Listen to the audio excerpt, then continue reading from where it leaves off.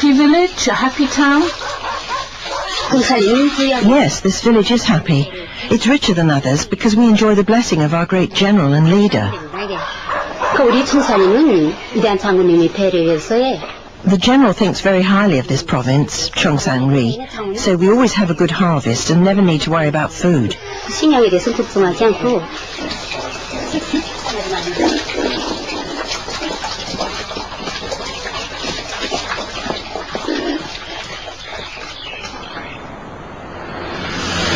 It's all going terribly well, and our minders are delighted. Time for another song.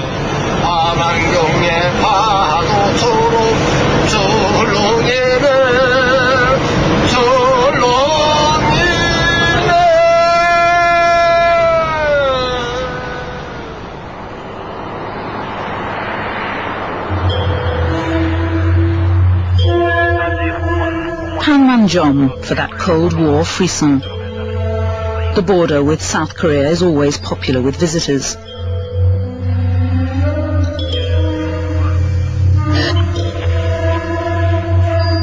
This too is a stage set of a kind, but for North Koreans it's a deadly reality. Millions died in the Korean War between North and South half a century ago, and both sides are still on constant alert. The North Korean army is said to be 1 million strong and armed to the teeth. No man's land. Beneath this rural idyll is a vast arsenal of mines, guns and missiles.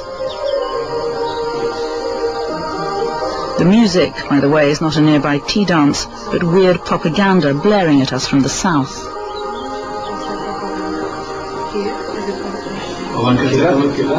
Outside North Korea, it's known the North started the Korean War and invaded the South. There are documents to prove it. But no one thinks that here.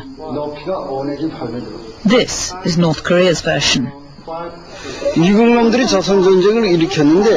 The United States started the Korean War in order to occupy this country. Their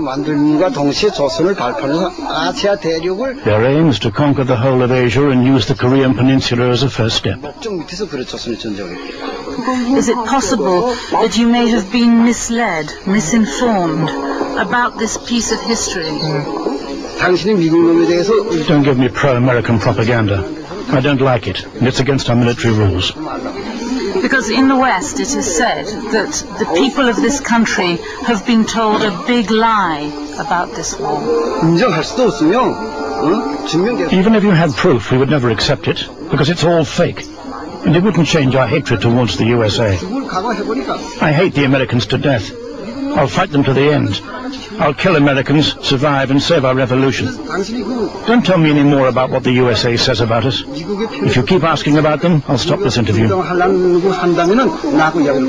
Off camera behind me, my mind is getting nervous. I advise you, let us stop this kind of talks, because he's getting angry at you.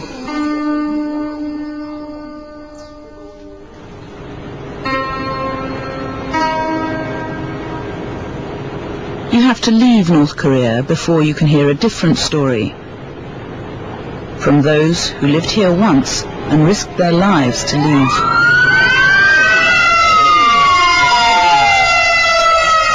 From Korea to Koreatown in California, the land of the sworn enemy, the United States. And to a small laundry where a former North Korean army officer now has a new life. Kim Jong was once so loyal, he'd have willingly given his life for his great and dear leaders. Today, he's one of the few who fled and lived to tell the tale.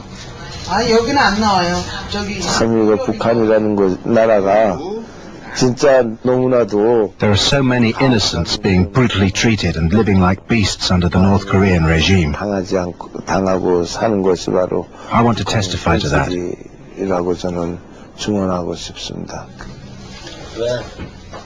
Kim Jong was an orphan. He joined the army and rose through the ranks until one day it emerged that years before his father had been hanged as an American spy. Then he fell victim to the heredity rule. In North Korea, it isn't just offenders who are punished, but their children down to 3 generations in order to root out the criminal seed. So without being charged with any crime, Kim Jong was sent to a concentration camp. I never saw my father's face, but I was punished for what he did decades ago. From what I saw in the prison camp, most first-generation prisoners died there, and their descendants spend their lives in the camp, being treated worse than animals. There were a lot of people like me in the camp, descendants of the sinners, people who spent 20, 30, even 40 years in the camp.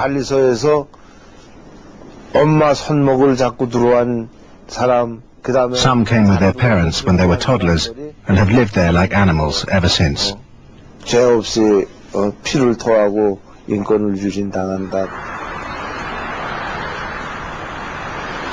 the prison camp, he says, inmates are worked and starved to death.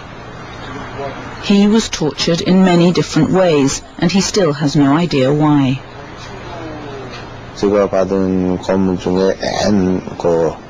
The most unendurable torture was putting me in a very small room with water up to my waist.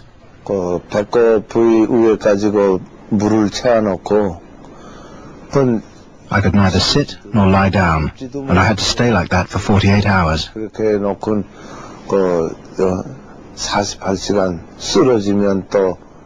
When I collapsed, they lifted me and forced me to stay like that. It was unbearable.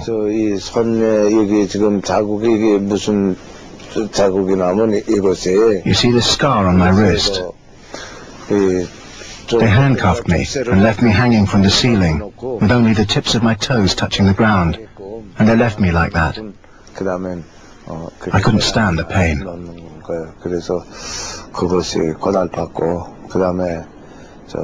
They made me kneel down with a pole jammed against the back of my knees, and trampled on my legs with their boots on. My fingernails have healed now, but they were all broken because they stuck sharp bamboo under them. It was an awful experience.